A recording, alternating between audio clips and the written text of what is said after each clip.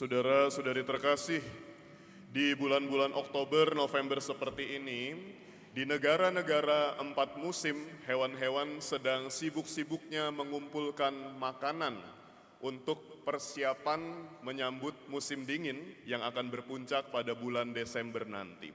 Di negara 4 musim, musim dingin akan menjadi sangat dingin sampai salju turun dengan lebatnya. Dan ketika permukaan bumi tertutup dengan salju, maka hewan-hewan itu tidak akan bisa bebas berkeliaran untuk mencari makanan di luar. Mereka tidak akan tahan dengan suhunya yang sangat dingin, atau mungkin kalau ada hewan-hewan yang bisa tahan dengan salju yang dingin tersebut, tanaman atau tumbuhan yang menghasilkan buah-buahan sumber makanan mereka yang tidak ada.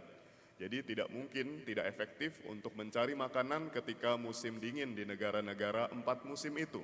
Namun hewan-hewan ini dapat hidup dengan tentram, dengan tenang, damai dan bahagia di sarangnya masing-masing karena mereka sudah mengumpulkan banyak makanan di musim panas. Saudara-saudari, kebiasaan hewan, fenomena alam ini mengajarkan kepada kita untuk memiliki suatu sikap yang bijaksana, sebagaimana juga yang Tuhan Yesus tuntut di dalam Injil hari ini. Orang bijaksana adalah mereka yang punya sifat antisipatif daripada kuratif. Antisipatif berarti kita itu berjaga-jaga, mengantisipasi. Sebelum sesuatu yang buruk terjadi, kita sudah persiapan, dibandingkan kuratif atau sekedar mengobati. Karena kenyataannya ada banyak, dalam konteks penyakit, ada juga penyakit yang tidak bisa disembuhkan. Jadi sebelum sakit kita harus mencegah penyakit itu. Ada banyak hal dalam hidup kita tidak bisa kita ubah. Maka sebelum itu terjadi, mari kita mencegahnya, jangan sampai kejadian. Saudara-saudari, Tuhan Yesus memberikan suatu indikasi atau tanda-tanda datangnya musim panas di dalam Injil. Jika kalian melihat pohon-pohon sudah bertunas, tandanya musim panas akan segera tiba. Jika kalian melihat banyak tanda-tanda alam, tanda-tanda zaman di dunia ini, di sekitar kita, itu juga berarti kerajaan Allah akan segera datang. Dalam perikop-perikop lainnya digambarkan apa tanda-tanda kerajaan Allah itu datang. Dengan kata lain, tanda-tanda kiamat atau akhir zaman. Yesus pernah mengatakan dalam perikop Injil lainnya bahwa kalau dunia ini kiamat maka akan muncul banyak nabi palsu, banyak ajaran sesat yang tidak sesuai dengan Injil Tuhan. Akan terjadi banyak bencana alam, peperangan antar bangsa, dan juga penyakit serta kematian massal karenanya. Dan jika kita sudah melihat tanda-tanda itu di sekitar kita, maka kita harus segera bertobat.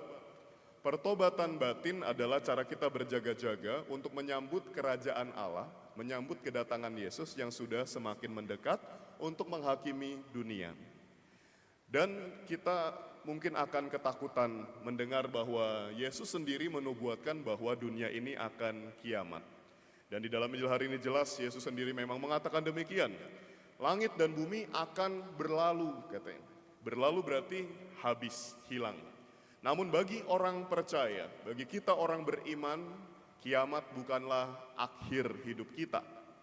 Kita boleh merasa tenang karena sabda Yesus ini ada kelanjutannya. Yesus tidak hanya mengatakan langit dan bumi akan berlalu, selesai, tetapi dia mengatakan sabdaku tidak akan berlalu. Jadi bagi orang yang tidak percaya pada Yesus, hidupnya berlalu, selesai. Namun bagi kita orang percaya yang hidup di dalam sabda Tuhan, kita tidak akan pernah binasa. Mungkin kita akan mati, namun akan segera dibangkitkan untuk hidup kekal bersama Dia. Dan ketika Yesus berkata, sabdaku tidak akan berlalu, kita langsung ingat. Sabda atau firman itu merujuk kepada dirinya sendiri. Dalam Yohanes 1 ayat 1 dikatakan bahwa firman itu telah menjadi manusia dan tinggal bersama dengan kita. Yesus adalah sabda itu. Sabda itu menjelma dalam diri Yesus, maka cara kita untuk berjaga-jaga menanti kiamat adalah dengan semakin mendekatkan diri kepada Yesus. Sabda itu di masa sekarang menjelma di dalam kata-kata atau kalimat-kalimat yang terangkai secara indah di dalam kitab suci kita. Maka cara lain bagi kita untuk dapat dekat dengan Yesus adalah dengan banyak-banyak merenungkan dan menghidupi sabda Tuhan di dalam kitab suci. Semoga kita menjadi orang yang berjaga-jaga, menjadi orang bijak, sehingga kita tidak kaget kapanpun kiamat itu datang, kita siap karena kita sudah selalu dekat dengan Tuhan yang nanti akan datang memang pada hari kiamat sebagai hakim yang adil. Kita percaya kebijaksanaan Tuhan, Dia mengenali kita masing-masing. Jika hidup kita memang baik, maka kita akan termasuk golongan orang yang diselamatkannya. Tuhan memberkati. Amin.